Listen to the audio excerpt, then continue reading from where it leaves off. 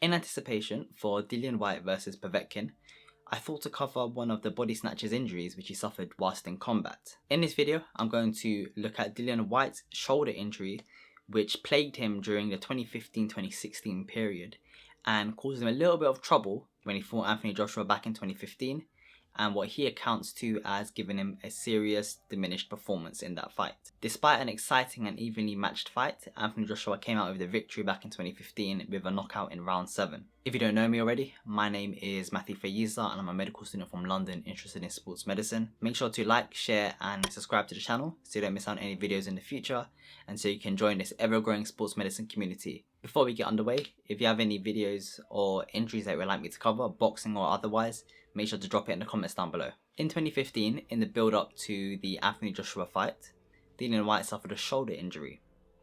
The fight had already been postponed once and wouldn't be postponed for a second time, so Dillian Whyte was either forced to fight with the injury or would lose the title opportunity. Shoulder injuries can be lingering and niggly in nature and can cause anyone problems. However, it can cause extreme problems and extreme distress amongst two types of athletes in my opinion. One being boxers, as the point of this video, and the second being goalkeepers who often have to outstretch their arm and fall on it when they're saving shots. Whyte's injury back in 2015 was reported as a plethora of things, from broken bones, torn muscles, torn ligaments. However, the most common thing I've seen was the rotator cuff injury. Rotator cuff damage or weakness is common amongst all ranges of the population. However, amongst boxers, it takes the #1 spot for shoulder injuries. The rotator cuff, for those that do not know, is the name associated with the group of muscles and ligaments in the shoulder joint responsible for keeping the humerus, which is the big bone in the upper arm here, and keeping it tucked in and inside the socket known as the AC joint, which is the shoulder. In my own experience, I've had rotator cuff injuries before, not to the serious or damaging effect that Dillian Whyte experienced, but I can say firsthand that it does cause niggly, it causes lingering pain, and it also leads to dull aches and slight weakness in that whole arm, which luckily for me, I'm not a boxer, so it doesn't have real impact or significance.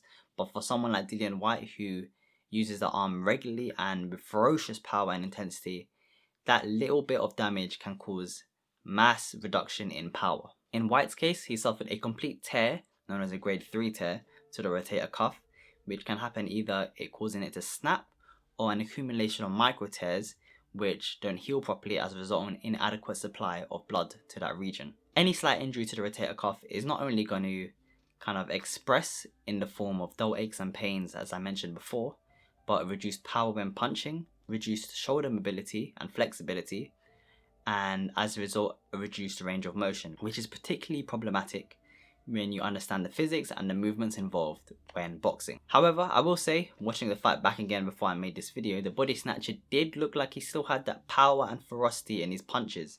So I'm not sure how much of an impact it played. I'm just here to report on the injury and what could have happened.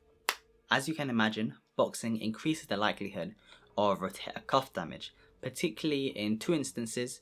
That would be with missed punches and also shadow boxing. Technically, this could cause you or make you susceptible to overextending. When you overextend your punches, your shoulder joint is not stable as it is when it's tucked away, and as a result this can cause damage or strain to the tendons and muscles in that region. One instance I can think of right now perhaps would be the Manny Pacquiao and Floyd Mayweather fight, when Manny Pacquiao reported an injury after the fight. However, Floyd Mayweather accounted this to him missing so much. A healthy and intact rotator cuff is important to boxers, probably more than any other sport or any other athlete.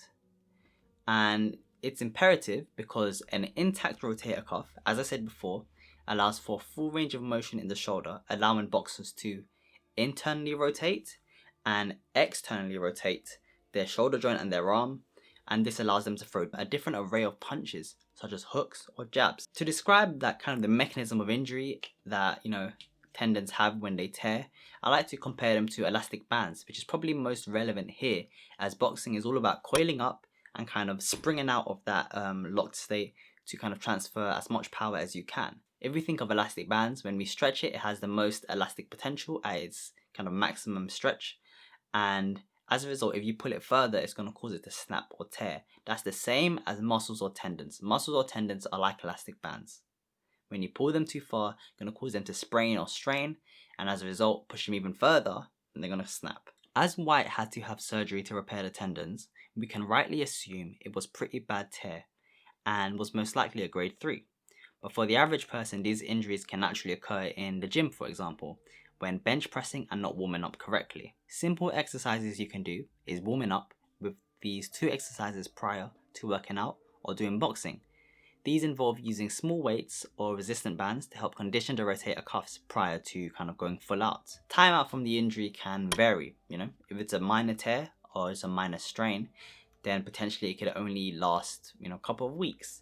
However, if it's a really bad tear where it's fully been torn apart and snapped, then most likely it's going to last upwards and towards the year point. For Dillian Whyte, the story I've heard is that he picked up the injury 3 months prior to fighting Anthony Joshua back in 2015, and as a result of the fight being postponed once already, he kind of had to take it and grasp the opportunity not to miss out once again. Let me know your thoughts on this injury and who you think will win the Dillian Whyte versus Alexander Povetkin fight. If you enjoyed the video, make sure to like it and share it with your friends, and also subscribe to the channel so you don't miss out on any videos in the future. Take a look at our back catalogue of videos we've made in the past. We've done a couple boxing videos and a majority of football videos where we cover injuries from athletes and players. Let me know what athletes you want me to cover in terms of whether it's peak performance or injuries they've had, and I'll add it to my list and hopefully I can make it in the future. Apart from that, I want to say thanks for watching and I hope you enjoyed.